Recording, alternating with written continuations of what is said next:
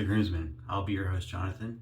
As you can see, I've already got my pre-shave loaded up for the day. I've been using Noxzemma pre-shave, well, Noxzemma face cream that I use as a pre-shave pretty exclusively for like, I don't know, like last month or so. And I really dig the way it works. Very similar to Prosso, if you have ever used Prosso pre-shave. For the soap today, I'm using Ariana Evans Incense Oud, which is fantastic. If you like incense and oud, I mean, it's pretty much that right there.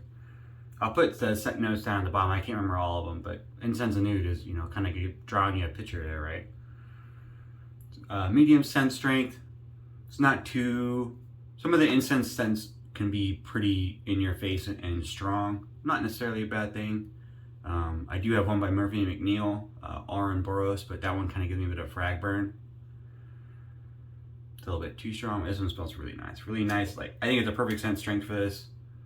The incense and the oud really balance each other out. Sometimes the incense can be a little bit too much on its own and really sharp, and the oud kind of balances it out. I think they're really nice together. Got it all lathered up here. I mean, this stuff lathers just gorgeously. One of my favorite lathers. I got it all lathered up here with an ebonite Mozingo brushworks. If you can see that coin on there. Pretty cool little brush, 30 millimeter. Got a 30 millimeter tip knot in there from Turn and Shave. Mozingo made some cool brushes. I'm not sure why he closed shop.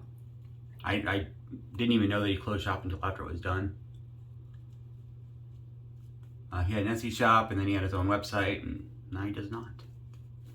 I don't know if he retired or if it was like a secondary thing that he was doing, making brushes, and then found he didn't have the time for it anymore. I'm not sure. I know I'm not sure what his brushes went for prior to him leaving the market. I didn't really know much about Mozingo prior to getting this brush, and I won it in an auction or a raffle. I do notice that when they show up nowadays on like the Buy Sell Trade or eBay or Murphy and McNeil or wherever you're buying used stuff, prices are pretty high.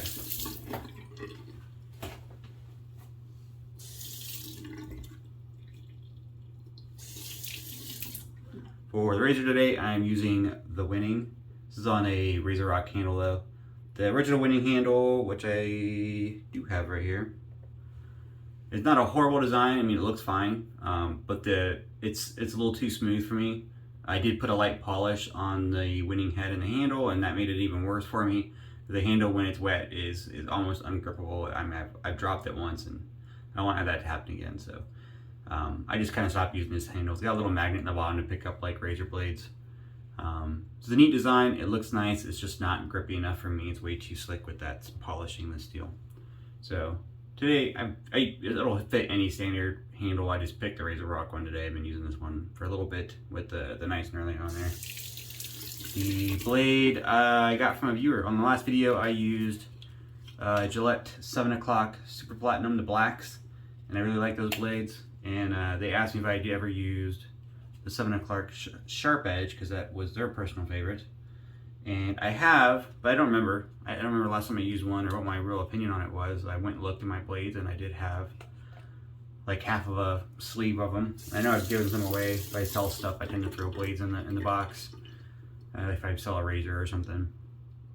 So, but we're gonna revisit today. So let's load up with a fresh first use. 7 o'clock. Was it Super Edge? Sharp Edge.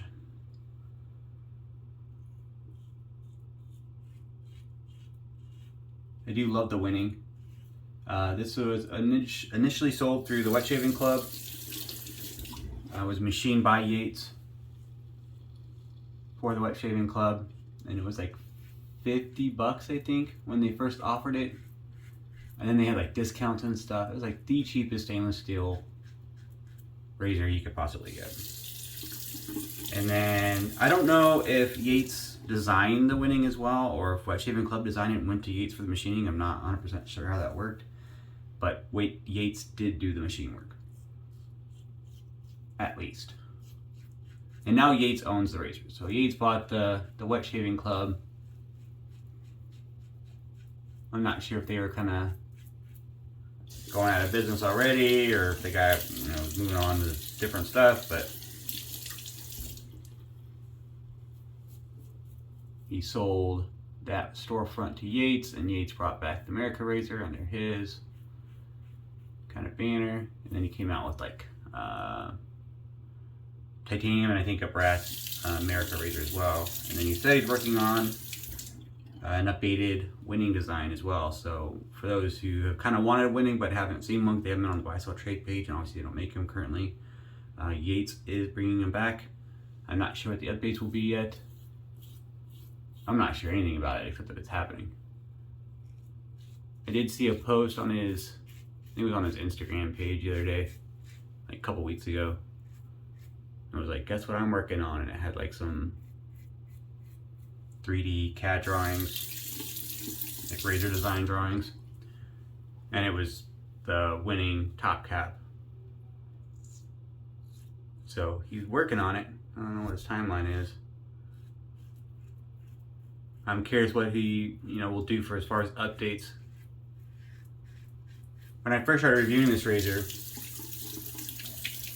it has a bunch of like holes in the bottom for like the lather pass through. They don't really work super well for lather pass through. Mostly it just kind of gets underneath the blade and it gets pushed down, the chin of the razor, or you just gotta rinse it out often. I thought, well, that's not a great design flaw.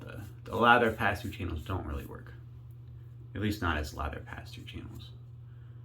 And then some people, it does to an extent, it's just not great. And then some people brought about, when they first started putting these out, like in their reviews, that they felt kind of a suction feeling on their face.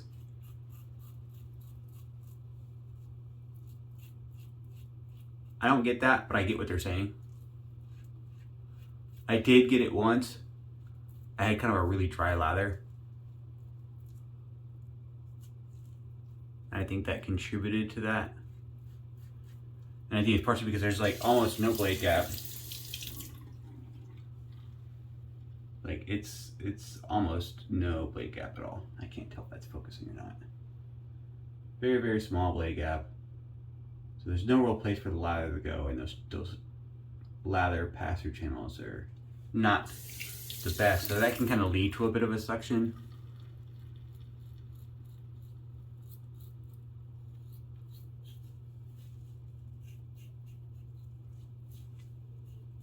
Now for me, I found as long as my lather is hydrated, my face is wet, I don't have an issue with that. Even that one time, some people kind of feel it more as a drag. Some people describe it as a suction feeling. Some people describe it as a drag. I don't have drag issues. I did slightly polish I didn't go crazy on it because I'm not an expert on that stuff, but I did polish up the head and the base plate a little bit. I don't know that it made a difference, but it looks nicer. But maybe that's why I don't get as much of that feeling anymore.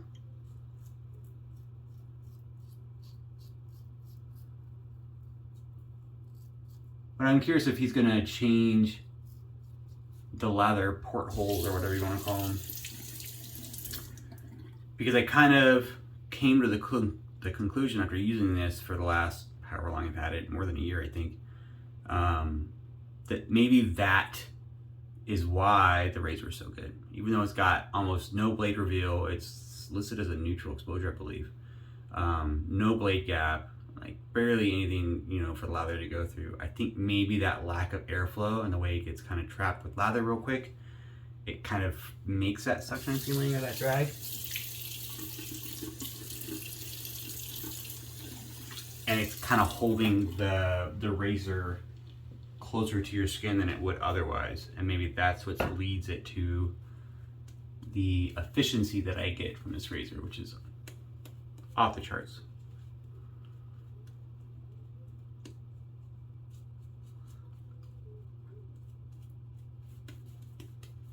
If I didn't say it on that last pass, super smooth. I did like at least on that pass, the yellow sharp edge.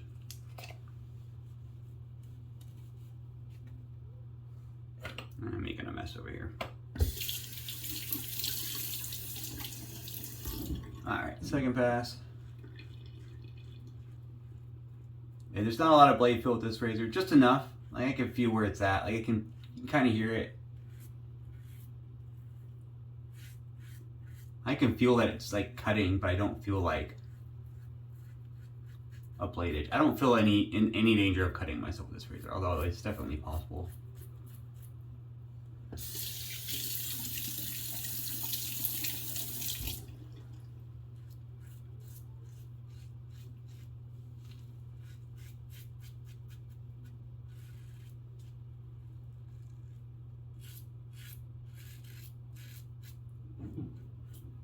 I mean, I might rinse. So like, even if the lather bubbles over the chin, it kind of blocks those lather channels, so there's no airflow behind the blade. So I think that's kind of what leads to that suction feeling that some people get. It's just a theory, I don't know. I could be crazy. In any case, I love this razor. Minimal blade feel, super easy to use. It's kind of got that built-in kind of angle like the Henson. It's got these edges on the top cap, and it's, you know, the natural 30-degree angle is just kind of made to just rest right there on your face. Like, it's super easy. Beginners, anyone could use this without really thinking about it. It's very much an autopilot razor.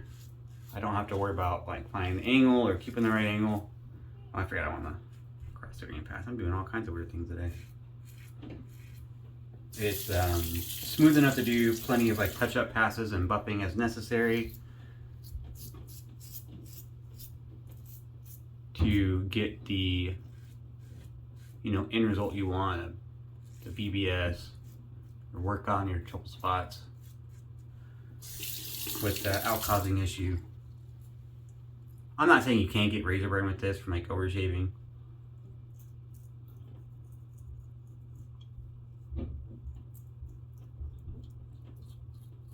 But I'm saying it's not like super easy. You're not gonna get, some razors you do any kind of touch-ups, you get razor burn. Or any kind of buffing. But this one I have no problem using it like that.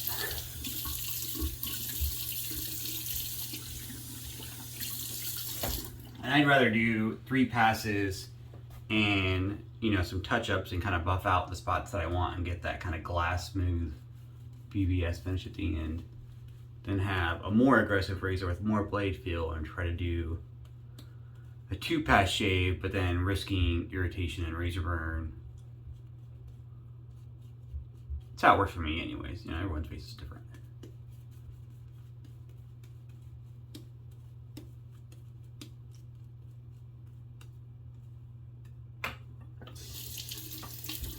But so far, yeah, I do really like the yellows. I don't know that I can feel. They're pretty similar to the black.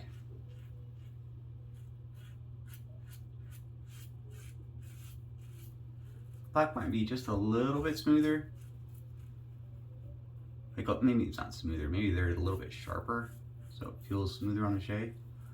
Not that these are not smooth. I'm just trying to find a line between the two. They're pretty similar though. I can hear my 5-year-old singing to herself. She's pretty cute in the mornings. She's in kindergarten, loving life right now. She had a meltdown this last weekend. I woke her up on Saturday morning for breakfast and she's like, "Oh, do I have school?" And I was like, "No, sweetie, it's Saturday. Teachers have to, you know, they have the day off." And she just lost it. Immediate meltdown first thing in the morning. Didn't care about the teachers having a day off. She just wanted to go back to school. Hopefully she keeps up that attitude. But normally she's sweet as pie. Humming to herself and singing right now in the morning when she gets stressed.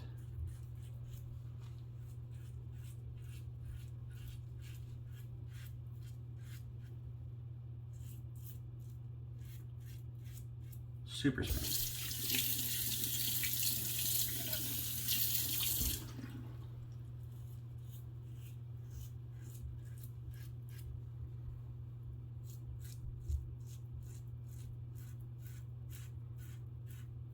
I don't know, so like these passes on my neck where I kind of get some irritation sometimes, where the hair goes the opposite direction and the skin's a little bit more sensitive down there.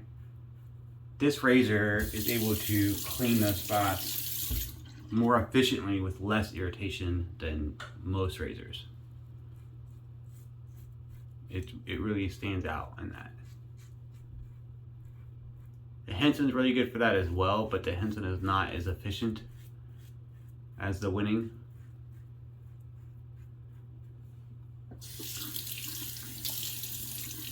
They have very similar level of blade feel, which is to say not really much. But for whatever reason, the winning is much more efficient. Insofar as when I say that, I'm getting a closer shave at the end. Some people use efficient differently.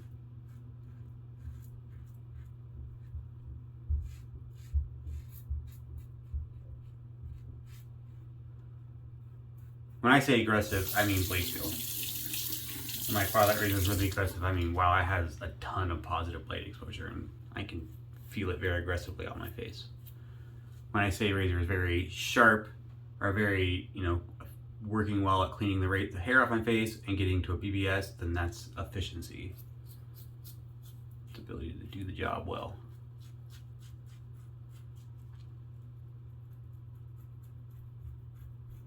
You can have aggressive razors that are not efficient. I kind of found the Future that way. The Future, the marker.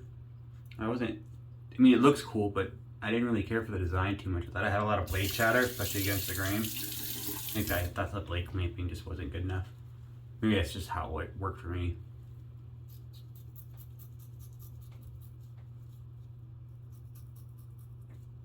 But I felt that it had, some positive blade exposure. Also, it was adjustable, but I felt that it was an aggressive feeling razor without being as efficient as it could be. But I know plenty of people like it, so probably just me.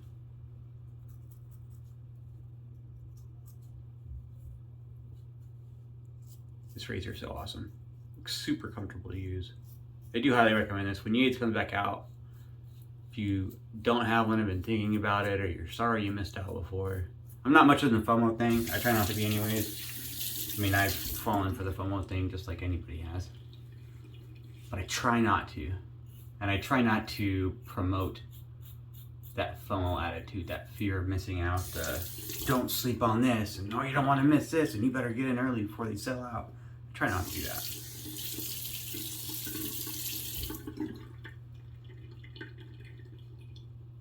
I find it interesting in this community that I get from a marketing standpoint where FOMO comes from. It's a very valid marketing technique, valid insofar as that it works. But I find it interesting in this wet shaving community how many of the consumers have bought wholeheartedly into the FOMO marketing, so much so that they actually do the FOMO marketing for the sellers.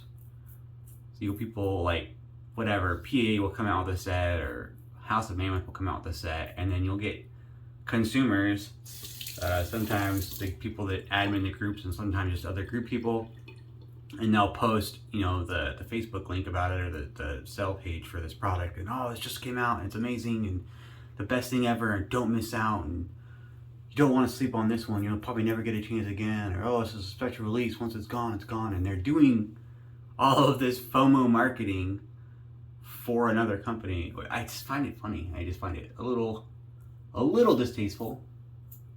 I think is a little, I don't know.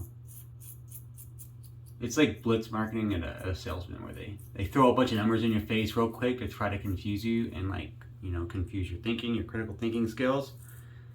And then they do something, even super shady by saying, I can get you this deal, but you gotta sign right now. Like, if you leave, I can't guarantee this price. And they try to force everything they can to get you to make that deal right then, but don't give you the time to actually sit down and look at the numbers and think and do the math, and hey, is this interest rate the best thing for me, or is this trade-in, or can I afford this bill, or whatever. They just blitz you with these numbers and this deal where they mark down their vehicle or whatever.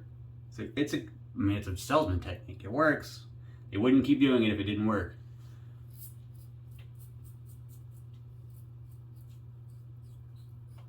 But that's kind of FOMO marketing as well. That you're missing. I'm afraid I'm going to miss out on this sell. If I leave, I won't get this 5,000 imaginary dollars off of my purchase.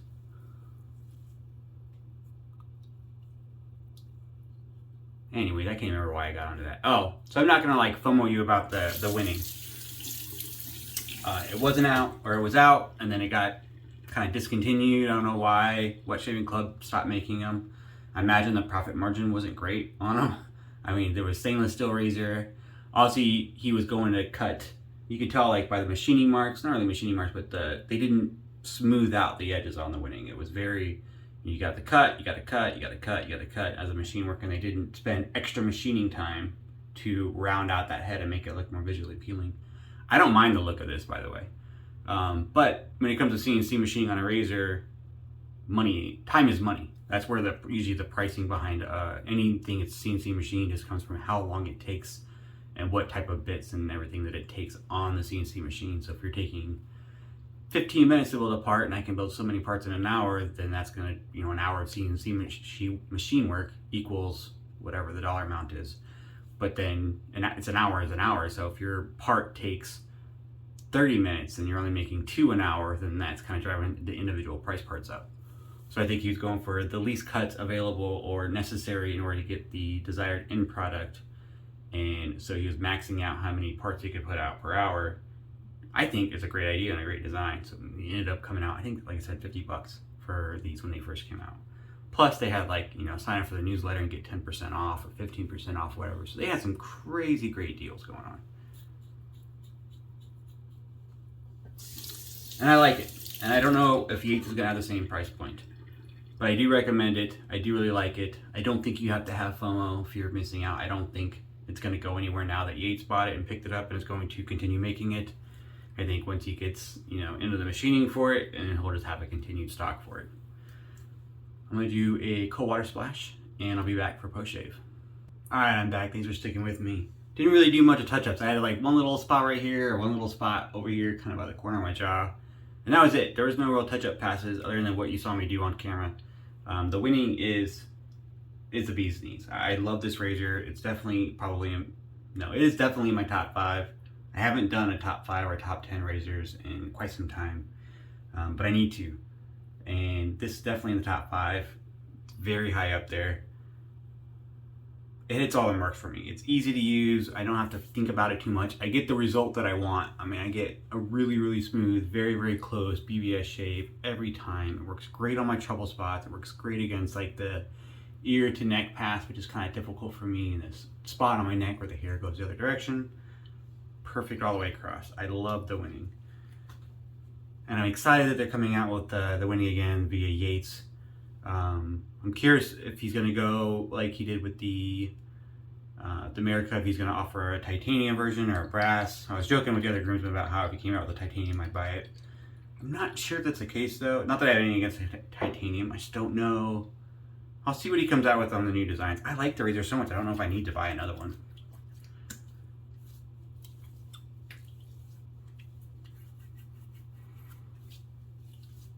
Splash is a little stronger scented than the soap, which I like. I appreciate. I might buy the EDP for this one. This one smells really nice. That oud just really accentuates the incense.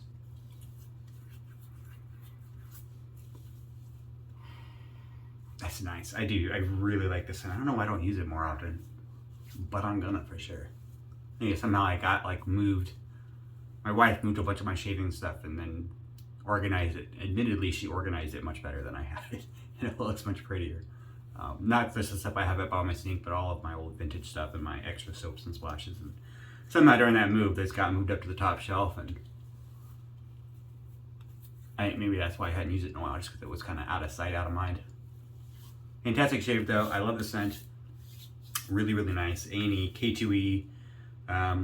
Hard to beat that base. This is probably my number 2 base. Right there behind the Omnibus. Dig the scent. It's super awesome. And that's it for the shave. Hope you liked it. I hope you're as excited about the winning. I'm curious what he's going to do for the design updates. If he's going to change those lather ports or if he's just going to make it more aesthetically pleasing. I'm curious what he does. And if it changes the way that it shaves. Because I love the way that it shaves right now. I know not everyone did. The winning wasn't like universally loved or anything. Like I said, some people felt it was a little draggy, but for me, this is the top. You know, this is exactly what I want in a safety razor. So hope you guys like it, and I'll see you here next time.